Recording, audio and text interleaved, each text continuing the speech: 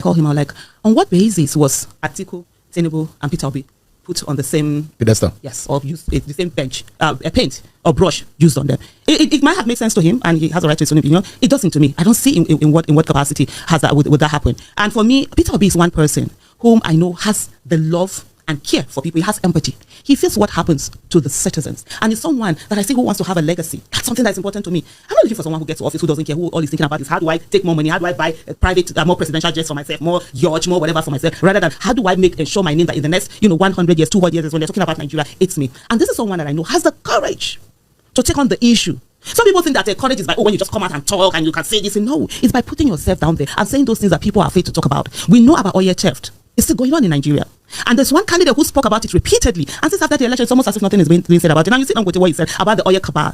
This is someone who has the courage to stand and dare and go for it. You see what he has said about the oil cabal that we have and what they're currently doing. You see a situation whereby Atompolo has even accused the Navy of being the one to connive with those who are stealing our oil. And nothing. And right now as we are here, nobody is saying anything about that. Come back to courage. When you talk about courage and say that whether Peter Obi has done this in Anambra, say yes, he did. You saw what he did with the Uba family, was this other one. There was a whole lot of like exactly what we have in Nigeria. There was a hold in Anambra State where people felt that there are certain people who control the state and nothing could be done about it. And he came on and he stood. He won the election. The election was rigged. He went to the courts, you understand, to ensure that the right thing was done. And he stood for so many years. And one of the things that he always talk about is sometimes when he goes to that, he used to go alone. Whereas the other ones are coming with their shrebi, they're dancing, they're drumming, they're going on. He stayed on. You understand? That in itself is courage. One of the things you've not asked, I'm going to ask you, one of the things that people have said is the fact that, after the 2023 election, he could have asked that people be on the street. People, for them, that is courage. That's not necessarily courage. This is someone who said, no, I'm going to follow the legal system and take it to the end. I believe in the Nigerian institution and I believe in the Nigeria and go with it. But there are people who feel that it's always about get people to be on the streets, get them to be out there, put them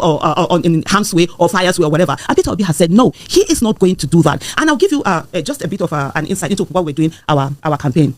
During that whole campaign, there was a time when I think you saw P Square. They supported Peter Obi openly. They didn't deny, they didn't hide it. And they were supposed to perform at a particular. It took a lot. I remember I spent over 8 hours with lots of messages, giving him 1, 2, 3, I think about 9 or whatever reasons why they should be on it. And his fear was that he didn't want them to be, what's the word that is used now, to be victimized. Because he knows how the system works. There are a lot of people who want to support. Nigerians are having coward. To the extent you come out and support and then you become a victim. That's the kind of person that he is. Let me start from the first thing that Aisha Yesufu said, which is the fact that Peter Obi has empathy. I normally judge anybody that had held public office on the basis of the office that he held. Peter Obi has always demonstrated empathy, even when he was the governor. This is the same man that if there was any crisis in Anambra State when he was governor, this man would go there. There was even a time that this man entered the flood with the people. He entered there as a sitting governor. He entered both and he went there, sympathized with the people. He even gave a government lodge for victims to stay. Even some that were not from his state. They came to Anambra, some of them from Kogi came to Anambra, and this man gave them food, gave them lodging, and he said to them that he would actually help them to go back to their states. So this is a man that has proven in all his public office that he has empathy. He was the one that cleared all their pension arrears, and the story of how that happened, he kept saying the story. So for empathy, this man actually has it. So it's not about that he's campaigning. Look at his life as the governor of Anambra State. He showed empathy seriously as the governor of Anambra State. So he actually has empathy. Now, he also says that Obi wants to leave a legacy, and that is something that this man actually wants.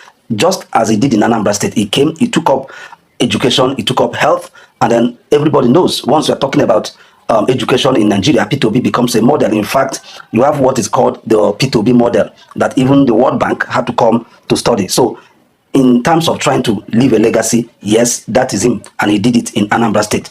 So in terms of courage, one unfortunate thing in Nigeria is that because we have been governed by people who lack character, and so we now think that courage is when you now become a street fighter.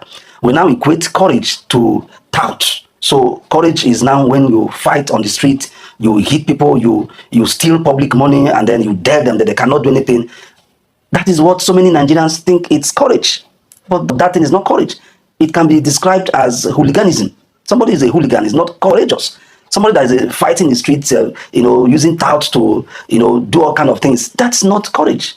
That is not courage. So that is very unfortunate where we found ourselves in Nigeria. Obi once said that humility, patience, and tolerance, he said they are no weakness. He said they are actually virtue. And one unfortunate thing again is that so many people look at Obi's voice and Obi's calmness, they think that he is weak. That was the same thing that happened to him when he came to Anambra State.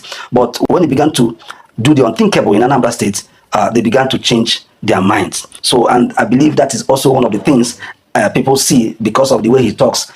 I keep telling people, that name Okute, he didn't go to say, call me Okute. That name was given to him by force.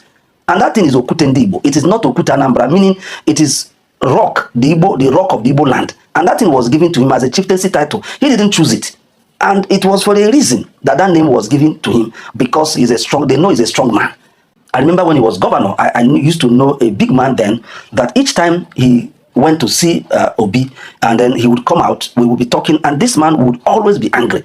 And one phrase that he would always use is, Obi no dey hear word, Obi doesn't hear word, Peter doesn't hear word. So I didn't know what was the issue, but of course now I realize apparently only God knows what he was asking, and he wasn't getting. So that is Obi. For those who think that Obi is not courageous, they don't even know who Peter Obi is. So this man has shown courage in many ways. This man said things that nobody could say, just like what Aisha said. It was this man that told us about that. It is the government people that steal oil. This man dared the establishment. See, for the fact that Peter Obi dared everybody upon everything, I mean, against all odds, what else do you call courage? How do you describe courage? It is the same thing I was saying, because we have come to think that courage is being bullied, that courage is being touted, or practicing hooliganism is now what we call courage. A man dared the establishment. A man dared two established parties. You say he doesn't have courage. So this, for the fact that this man, dared the establishment, still dares them till today, that means that this man has a lot of courage. And then when you also look at the Anambra case, we all know what happened in Anambra. This man was the first person to finish his second tenure, or 8 years in Anambra State. It hadn't happened until Peter Obi came in. And everybody knew what he did. He dared again the establishment in Anambra State. There were powers that be, just like what Aisha explained. And this man was able to pin them down and govern the state effectively. And he paved the way for others that came after him. And all I'm saying is that Peter Obi actually is the type of man that Nigeria needs. Come 2027, may God help all of us to stand behind him, to support him, to ensure that he emerges as our president by the grace of God. Thank you for your time, and God bless you.